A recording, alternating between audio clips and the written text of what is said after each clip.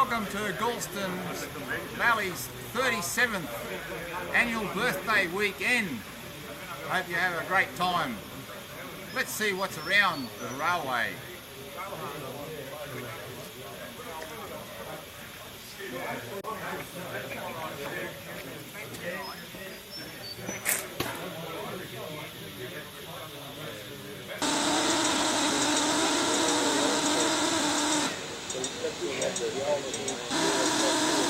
So after already having 2 days pre-birthday run, there appears now to be quite a few locomotives here.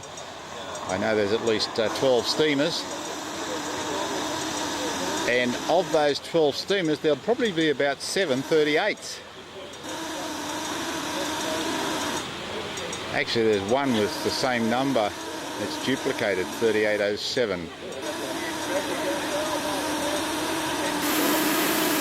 When we put that glass in, we put that in.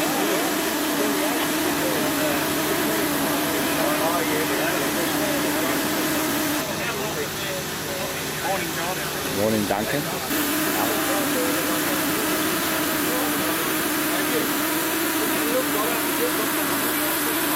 Yeah, I know. I bought one, but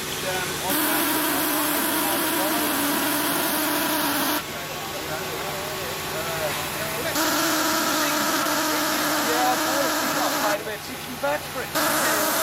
It would work on the bigger wheel, but not on the 38. You can calibrate.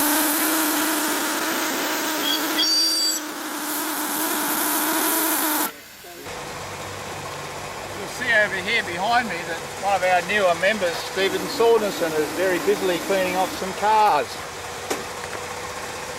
And Lionel's just about ready to take his diesel locomotive out. It'll be quite busy here today.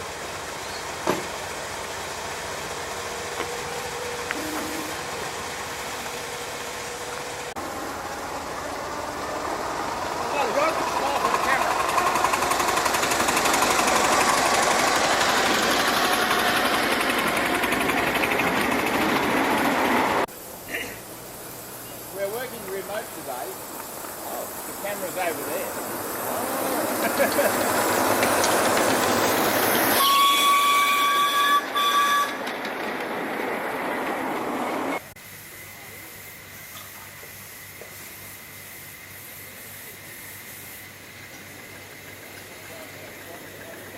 The camera's sitting on the left-hand side over there. On the post. Can't you sit on the post? Oh, there is, yeah. That's a good spot. Yeah.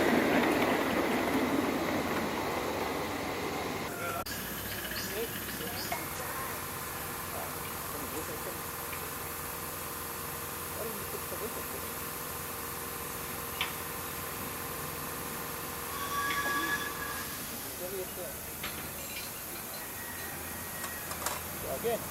Better.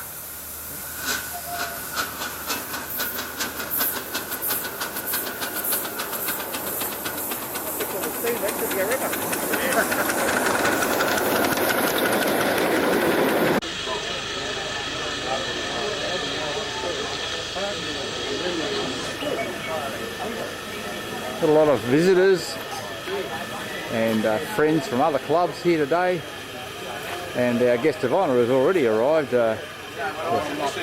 local member Judy Hopwood. She's sitting over there at the official bench, and of course Deb's always here.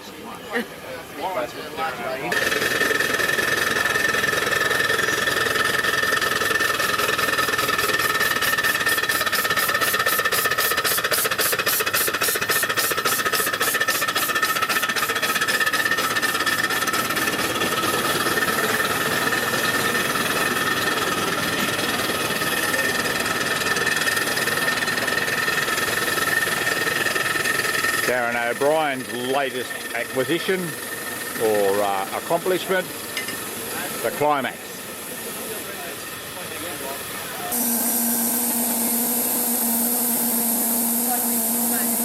Just the right weather for steam.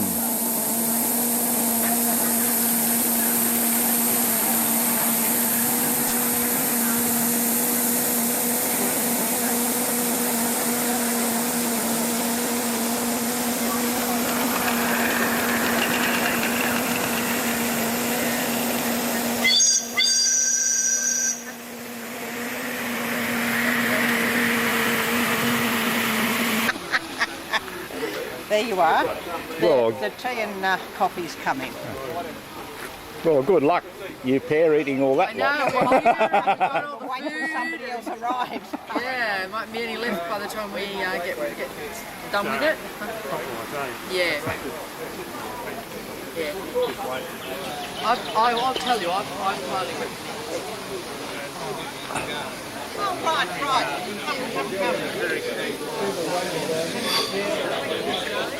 There's some magnificent pieces in here today. A 1926 Price AR logging locomotive by Bob Short.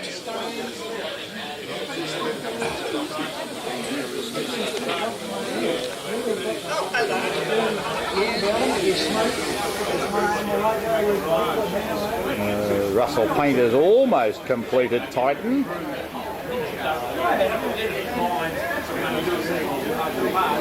I might come back in here later on when the things are running.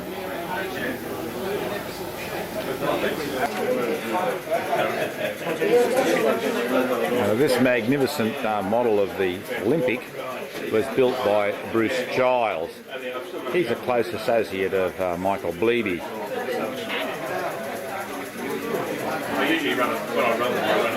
There are many other exhibits in this Martin's Place today, but we have never seen this one before, so we'll just give it some close attention.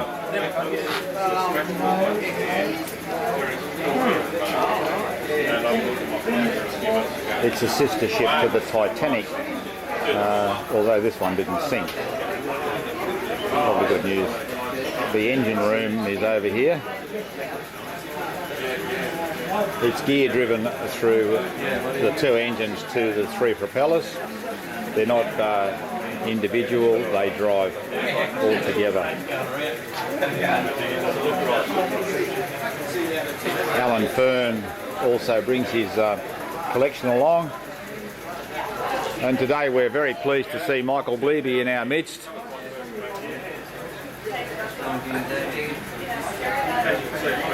Alan Fern makes his own spark plugs, of course.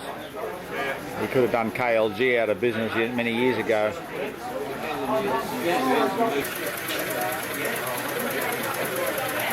We're lucky today, Teddy Tyler's, one of our friends from the Puff group, is chatting to Ron Miles, one of our newer members. Ron's got a great collection of tin plate, HO and O-gauge railway. And of course, as we pan down, we come past John Wood's cement wagon, Brian Harris and the 400 class,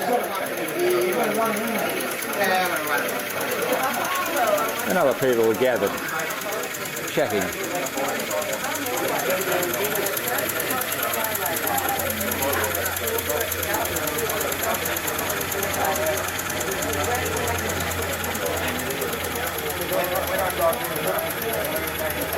Oh, happy little fellows.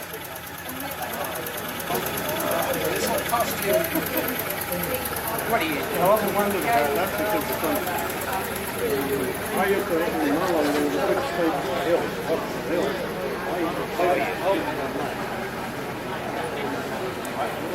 You never know who you're likely to find here.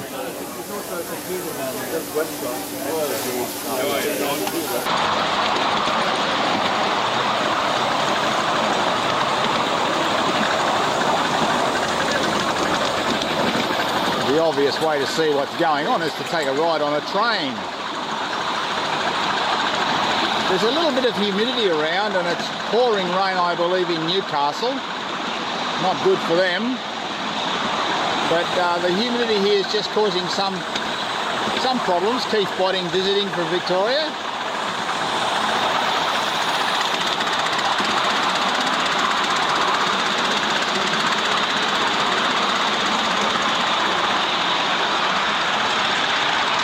I do feel a few little misty drops of water as we pass Hilltop, elevation 5437 millimetres. The guys have had a great couple of days up to now. I'm talking to myself, Peter, yes, as I always do.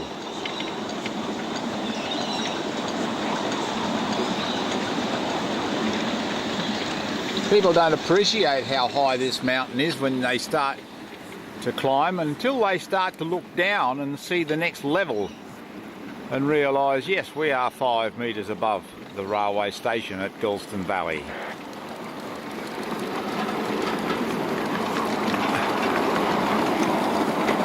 Even the visitors, the ex-members from the Warhope area, Ivan Obecue is here. Valley Heights. Wonderful railway there. So Duncan Eagleton driving Allen Heads 35.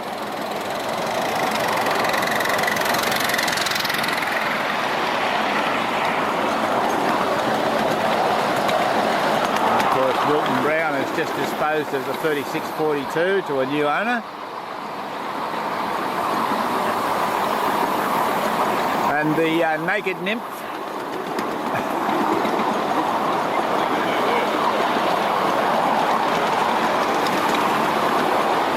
There is a story attached to the Naked Nymph. I will let you know all about that when I speak to you next.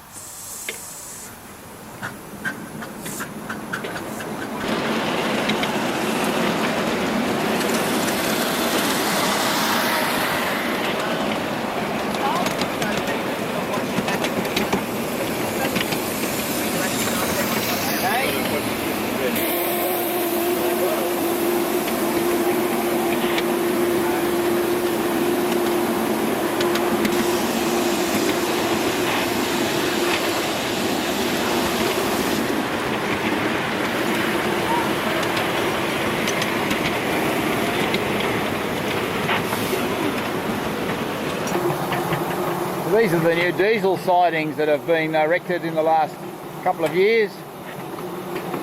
You'll see a lot of DHs and things in there.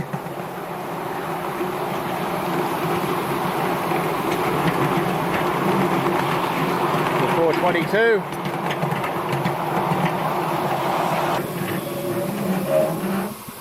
There's one of our Wandong guests sitting over there, young Henry. And Jeff run the wheels off his blowfly yesterday and Thursday, so he's having a rest today doing some pictures.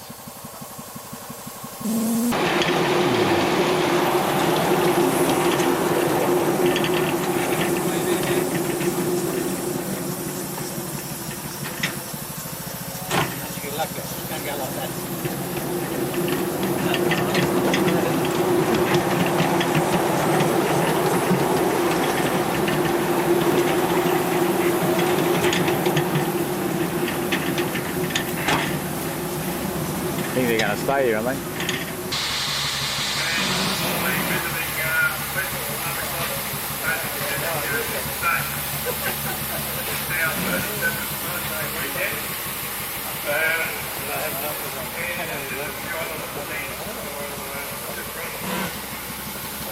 Trying to get the mic up to his mouth.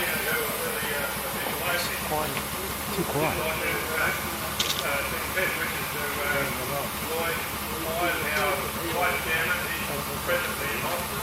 I tell you, my birthday, not 100% fit, but he's still smiling, so best wishes to him.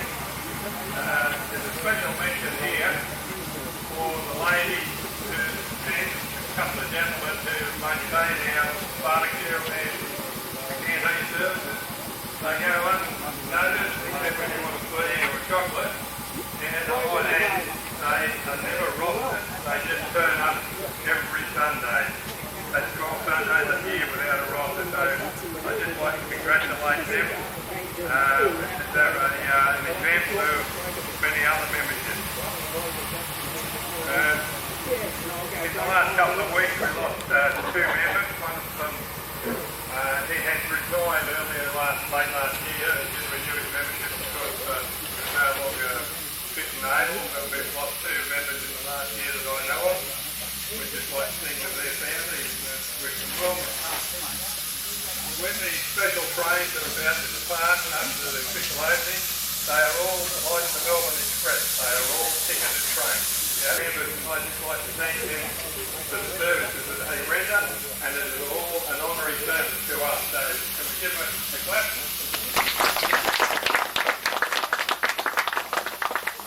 I've had a spoken to Tom a couple of times on the phone, so today was my first sighting of Tom. Some others early, but me at the moment I don't think Ian's even seen Tom. So I'll hand over to Ian now for our official opening. Thanks, Ian.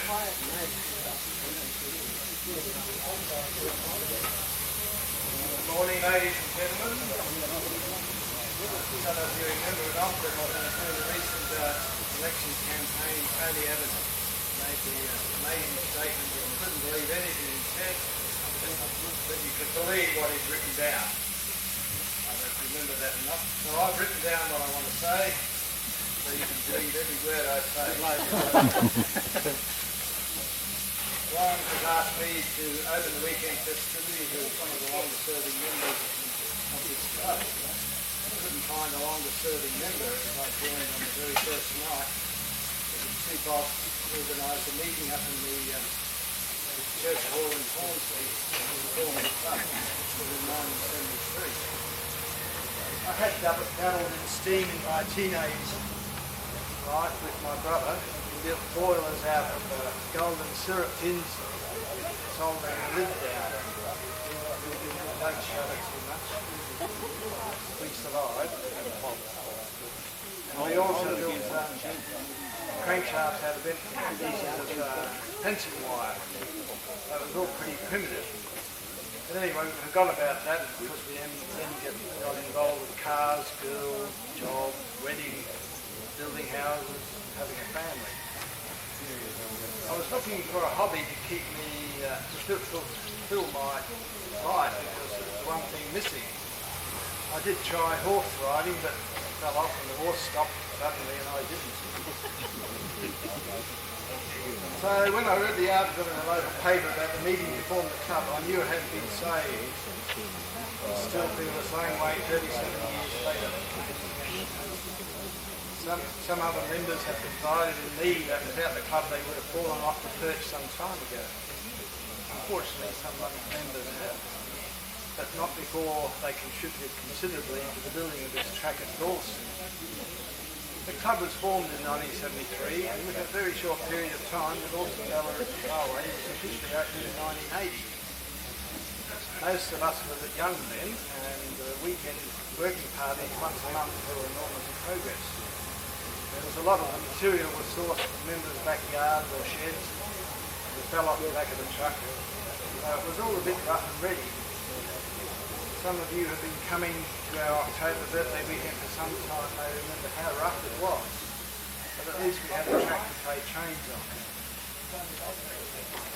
Eventually a lot of us became old and retired, so the working day was changed to every Wednesday. Those still working couldn't wait to retire to join the Wednesday gang.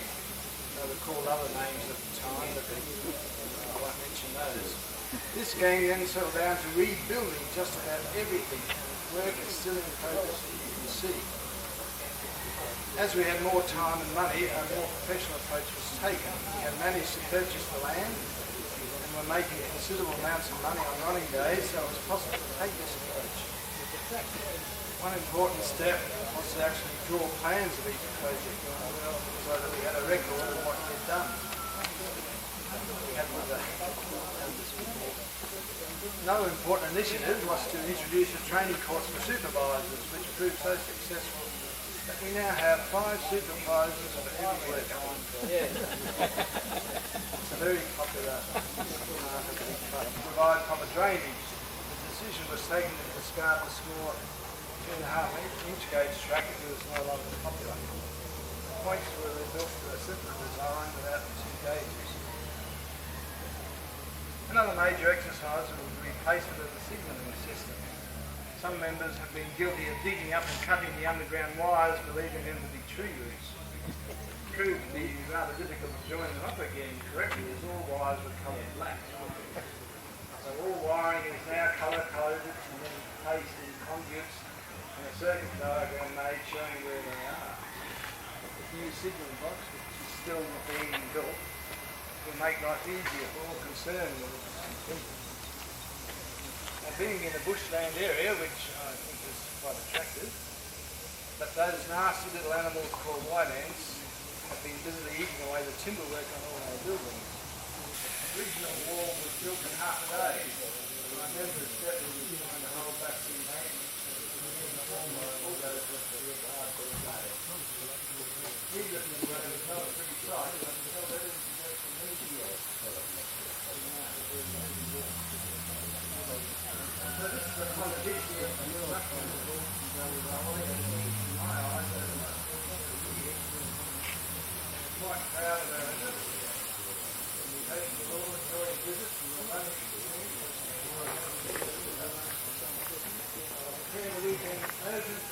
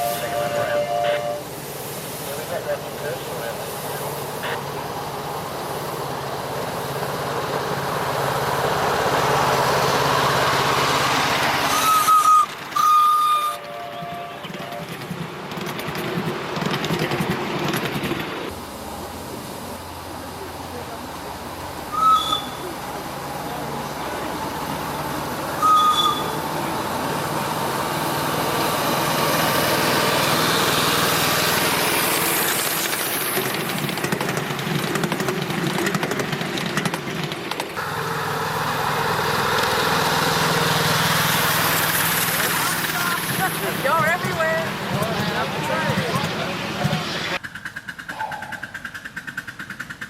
Second division.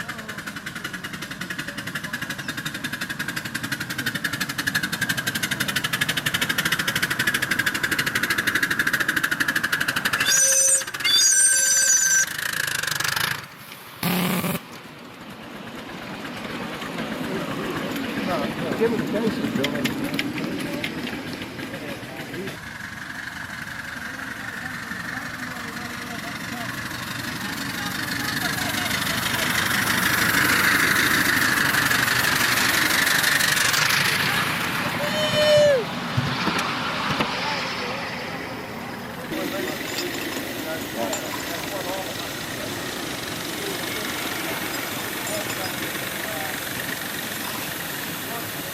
You know what they're talking after this afternoon, Les? Sorry? You know what they're saying this afternoon? No. 8:38's together.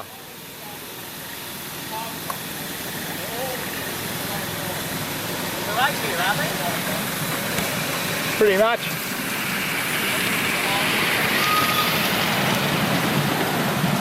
Our usual practice is only to do one revolution with the trains, the Royal trains. But today, because there's too many photo opportunities to be missed, we're all doing two. Two laps.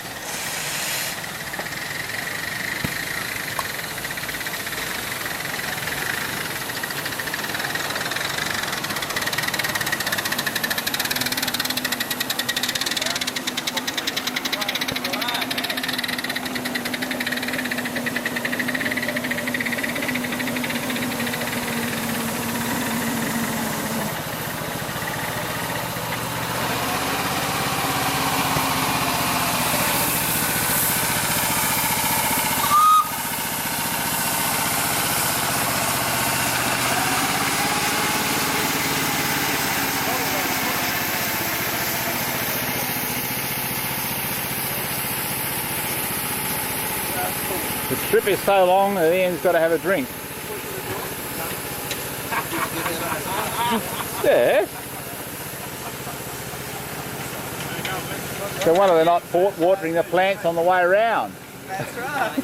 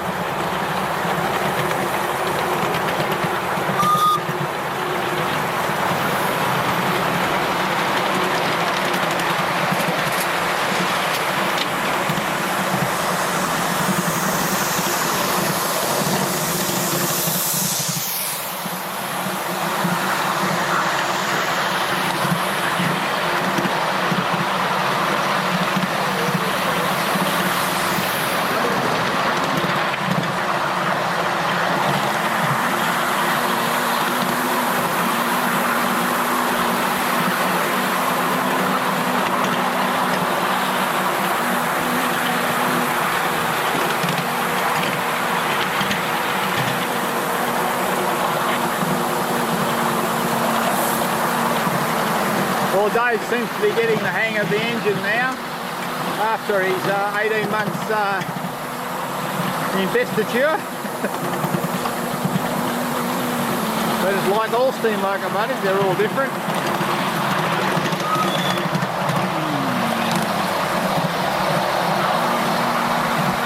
Double-headed planet.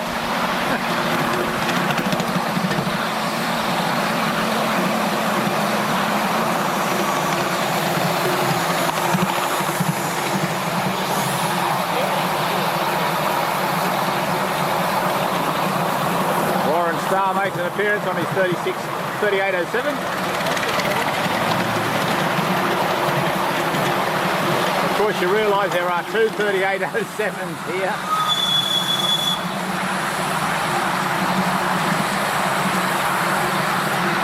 You'll notice we've also bitumened the level crossing. Steve Saunderson now on the mop. Oh, there's a good double head.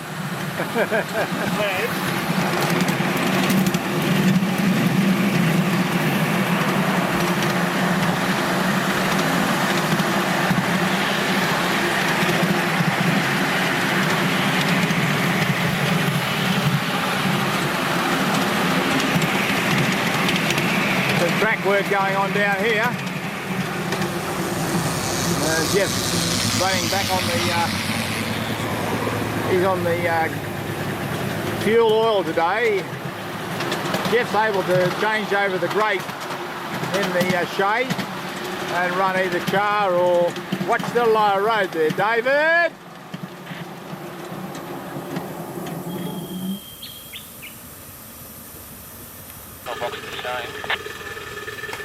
Darren O'Brien's Climax sounds really good, but he uses a little bit much steam, he reckons.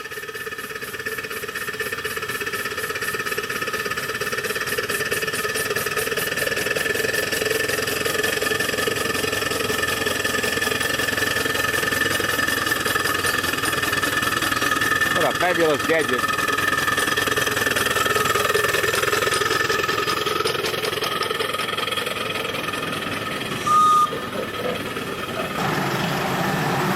Just approaching now is the Victorian J class. Robin Nevin, a prospective new member. We slept by Saint and Bank.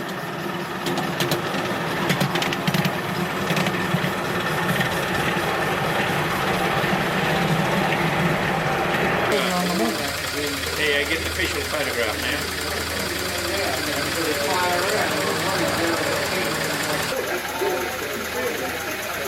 You want me to turn it around a bit? Oh yeah, that'd be great, that'll be lovely. Oh, all right, okay, you do whatever you do. If I can move around without I'd trip over something.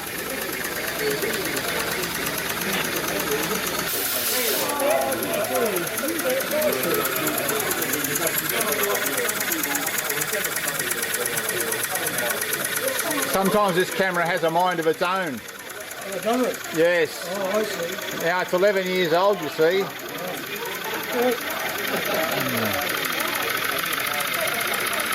can get up to the first speed. Yes, it can, yes.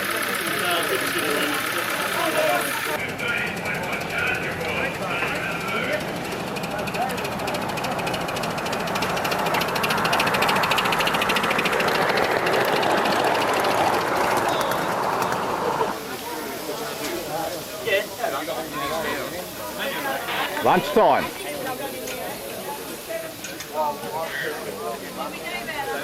I think the Climax just failed. Its consumption of steam's rather heavy.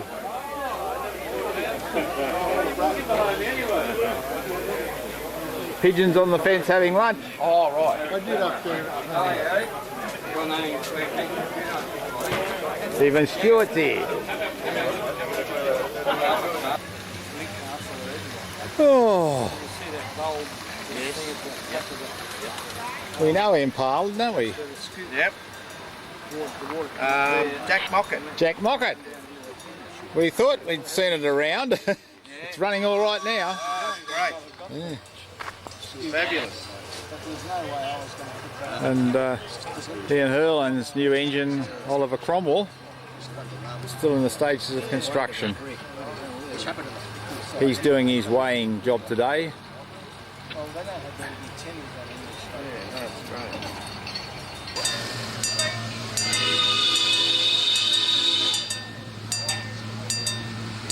The track is still proving to be a bit slippery.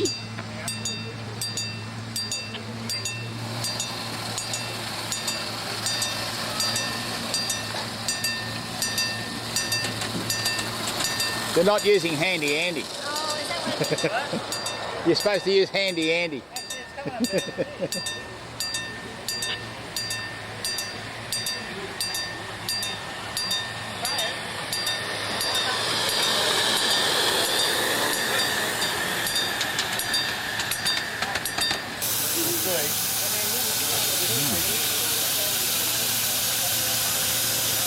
I think the climax is even slipping on the track here.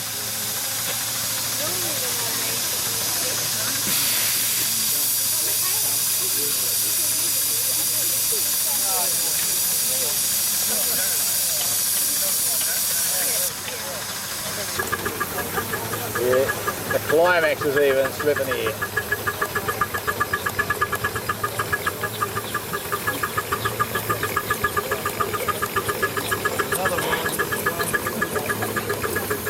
We don't have a driver today, which is quite fortunate. Oh, there you are, Darren. That's all right. Yeah, well, we've got to do some work on this track for tomorrow.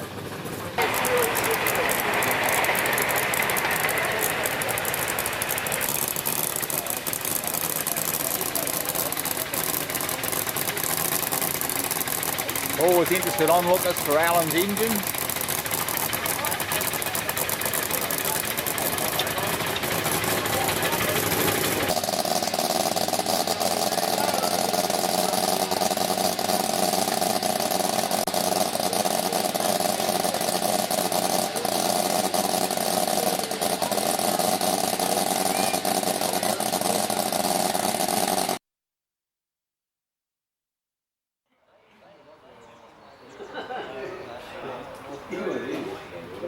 It's an unusual way to start the Galston birthday weekend, third running day.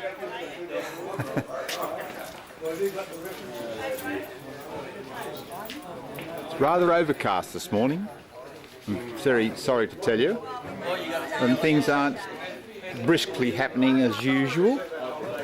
There are a few people removing their items from the display area.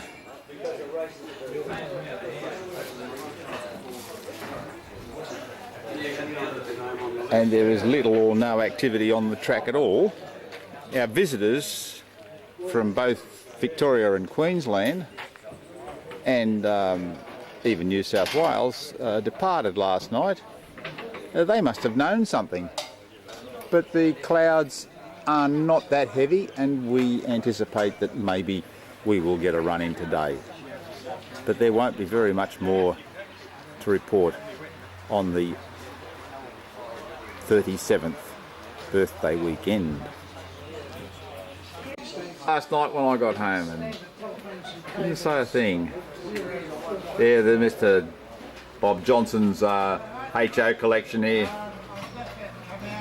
We might be getting a bit of reflection out of the glass, but this is just a sort of a finale on the birthday weekend. We can say goodbye to you from Galston.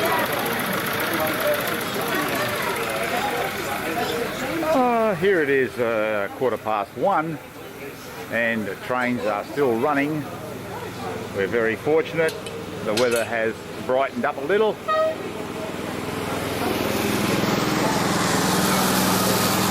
And we're carrying a few passengers.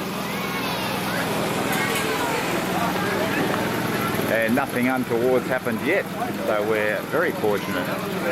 Quite a good crowd considering the day. Quite interested in some of the locomotives and stationary engines, aeroplane engines that are on display and indeed running. Stop your engine.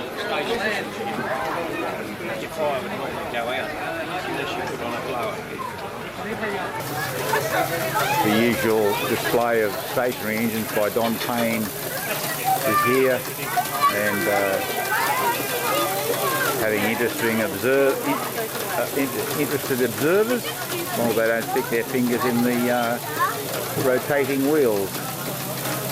Margie Warburton's down here working the canteen with Deb. There's still a few clouds overhead, but we're not worried about that.